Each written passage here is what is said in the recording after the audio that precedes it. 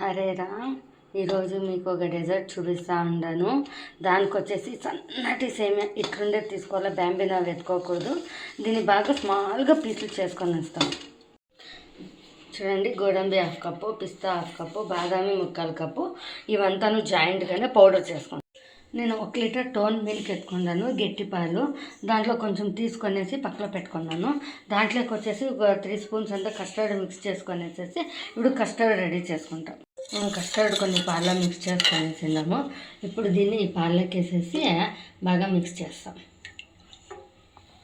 అప్పుడు మనం అప్పుడే పౌడర్ అంతా చేసుకున్న నట్స్ పౌడరు ఒక 2 స్పూన్స్ అంతా ఇప్పుడు మనము దీంట్లోకి వేసుకొని బాగా మిక్స్ చేసుకుంటాం. ఇప్పుడు పౌడర్ షుగర్ ఉంది, మనం దీన్ని మన టేస్ట్ తగ్గట్టుగా ఒక 4-5 స్పూన్స్ కస్టర్డ్లోకి వేసుకొని చేసుకుంటాం. మనం తెచ్చుకునే షామియాలు అంతా ఇట్లా పొడి చేసుకునే ఒక కడాయి పెట్టుకొని ఒక 4 స్పూన్స్ నెయ్యి వేసుకొనేసి సిమ్లో పెట్టుకొని ఒక 5 మినిట్స్ గమ్మనే వరకు మనం ఈ షామియాలు అంతా వేయించుకుంటాం. చూడండి, మనం నట్స్ పౌడరు షుగర్ టేస్ట్కి తగ్గట్టుగా అంతా వేసి ఇది కస్టర్డ్ గట్టిగా అయ్యే వరకు ఒక 5 మినిట్స్ పడుతుంది. ఇది కలుపుకుంటూ ఉంటాం.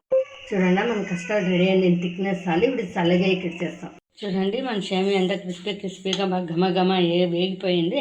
ఇప్పుడు దీంట్లో 1/2 కప్ మిల్క్ పౌడరు, అప్పుడే మనం నట్స్ అంతా పౌడర్ చేసి పెట్టుకొని ఉండేది ఒక 60-70% అంతా వేసుకొని మిక్స్ చేసుకోవాలి. దాని చేతికి అట్లా మన టేస్ట్కి తగ్గట్టుగా షుగర్ పౌడర్ పడుతుందండి. ఒక 6-7 స్పూన్స్ అంతా షుగర్ పౌడర్ అంతా వేసుకొని ఇంకొక 2 మినిట్స్ ఫ్రై చేసుకుంటాం.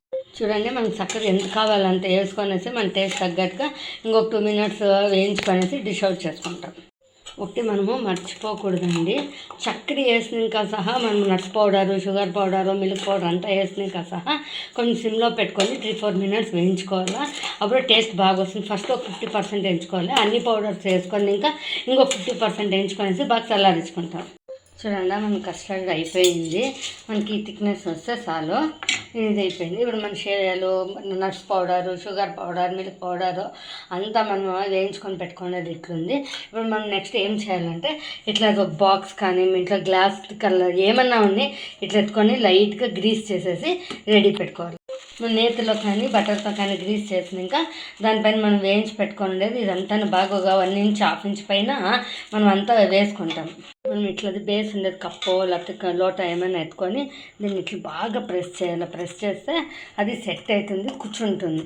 లేకపోతే అది పిడిగానే వచ్చేస్తుంది. బాగా ఒక 2 మినిట్స్ బాగా ఇట్లా ప్రెస్ చేసి సెట్ చేస్తాం. చూడండి, ఇట్లా బాగా అదిమేసేస్తే ఇట్లా బాగా సెట్ అయిపోతుంది. ఇప్పుడు మనం ఈ కస్టర్డ్ పెట్టుకొని దీనిపైన నీట్గా లేయర్గా ఇట్లంతా స్ప్రెడ్ చేసుకొని వస్తాం.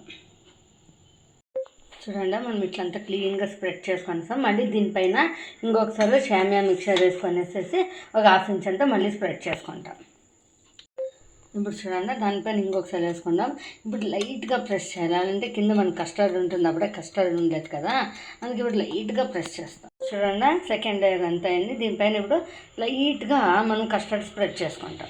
చూడండి, బాక్స్కి లేయర్ అంతా వేసుకొనేసి ఇట్లా అవుటింగ్ అంతా నేను షామియాలతో డెకరేట్ చేస్తున్నాను. మన లేయర్స్ చూడండి 4 లేయర్స్ వచ్చింది. ఇప్పుడు దీన్ని త్రూ అవుట్ నైట్ ఫ్రీజింగ్ చేసి సెట్ చేసుకుంటాం.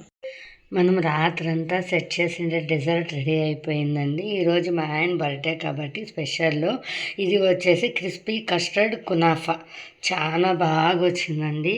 నాకు ఎంతో ఖుషిగా ఉంది. మా ఆయన బర్త్డే కోసం నేను ఇది చేసిండేదానికి అందరూ ట్రై చేయండి, చాలా బాగా వచ్చింది. ఈ కునాఫా వచ్చేసి అరబిక్ డెజర్టు, చాలా రిచ్ ఉంటుంది. మనం ఇంట్లోనే చేసుకుంటే ఇంకా బాగుంటుంది మనకి. Thank you.